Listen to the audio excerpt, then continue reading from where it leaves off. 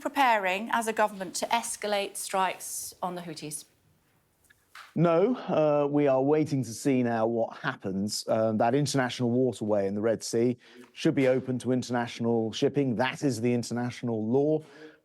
We got increasingly concerned that international shipping was having to reroute and adding hugely to the cost of shipping.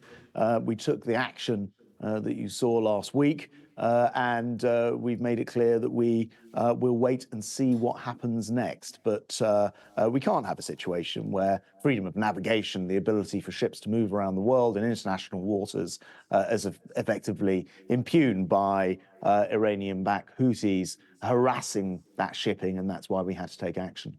But the latest we're hearing from the United States is that only 25% of the Houthis' capability of attacking ships was taken out during those strikes last Friday, which means, I'm not good at maths, but 75% left. Why not strike again? Well, we've always been clear. Our intention is not to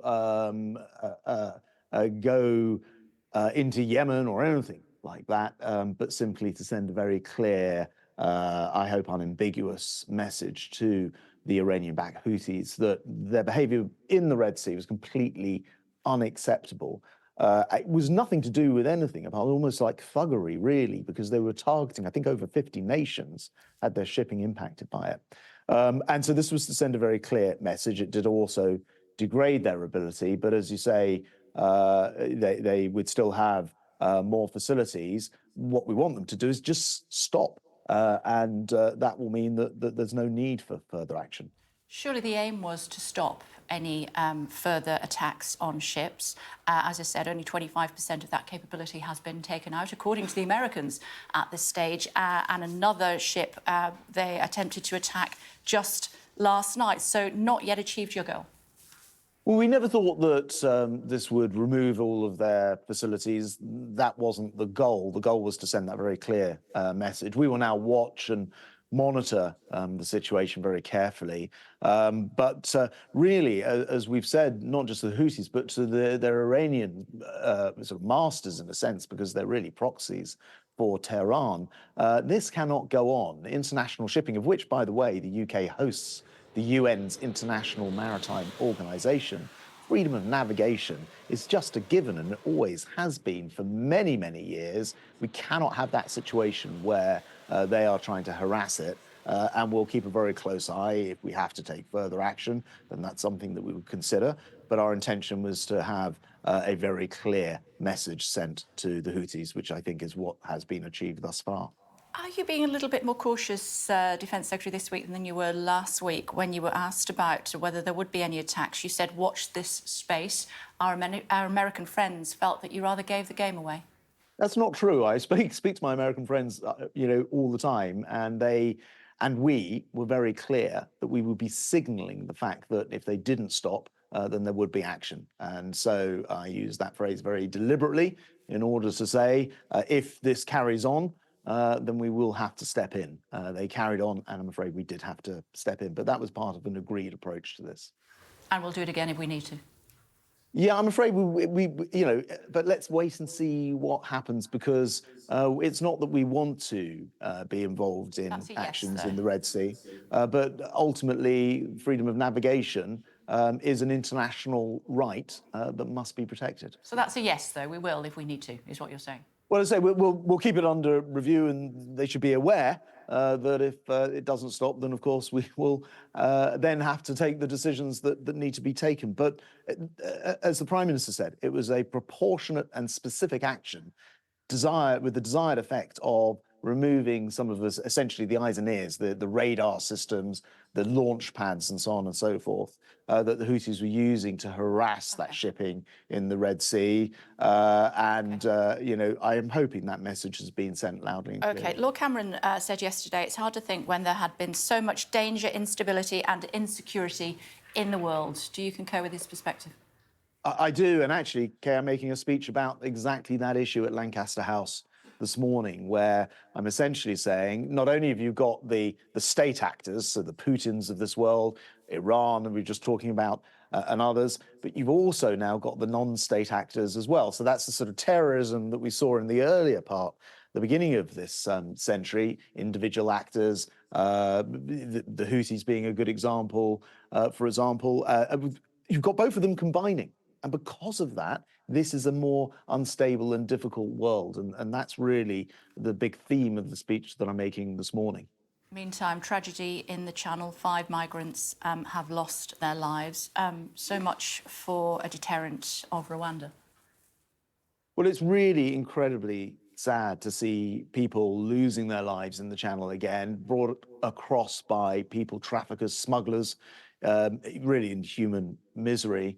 It's one of the reasons why we've taken such a broad range of measures, of which we want Rwanda to be one of them.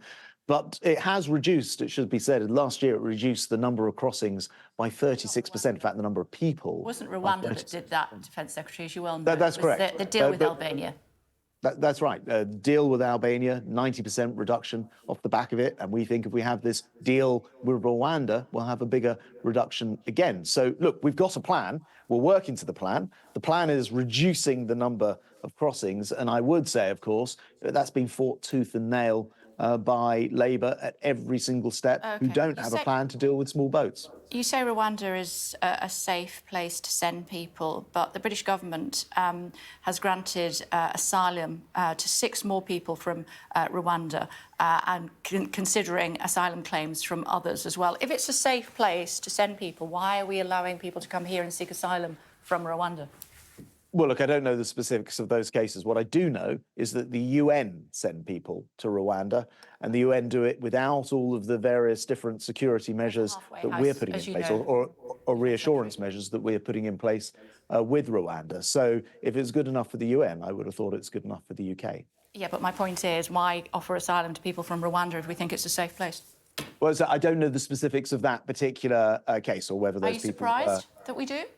Well, as ever, and I've learned from long experience, what you actually need to know are the details before I can really comment on individual cases. So, for example, are these Rwandan individuals or people who happen to be in Rwanda? There could be a difference between that. But I don't know, and I don't know those cases. What I do know is that the UN send people to Rwanda. Not only are we putting a treaty in place, which means there are a lot more legal guarantees and certainties to it, but we are actually working very carefully, not just on Rwanda, but a whole bunch of other things which are actually working. And I think that's Final thought. I know we know the list. We can do the 5. I can rabbit fashion, I can read them. Parrot fashion, I should say, I can quote them just as well as you can. Final thought before I let you go, though. No idea where rabbit came from. You may well lose your seat at the next election, according to the Daily Telegraph this morning. Some would have thought an 11,000 majority was a shoo-in. Not anymore. Well, look, I always consider my seat to be a marginal fight, and I always fight it very hard. It should be pointed out that survey wasn't actually carried out in my seat. It's an extrapolation. I was actually on the doors this Saturday in my constituency, and we were getting a great response, because what people actually recognise, both working at a constituency level, but in the country as a whole, is that we're working to a plan. We're actually, and you mentioned the 5 points, I won't repeat them either, but things like reducing inflation is really working now. And things like reducing people's taxes, where growing the economy, people are going to see £450 on average for the person on the average salary in their pay packet from this month onwards. So I think the reason that I think there is time on this is that there isn't an election tomorrow.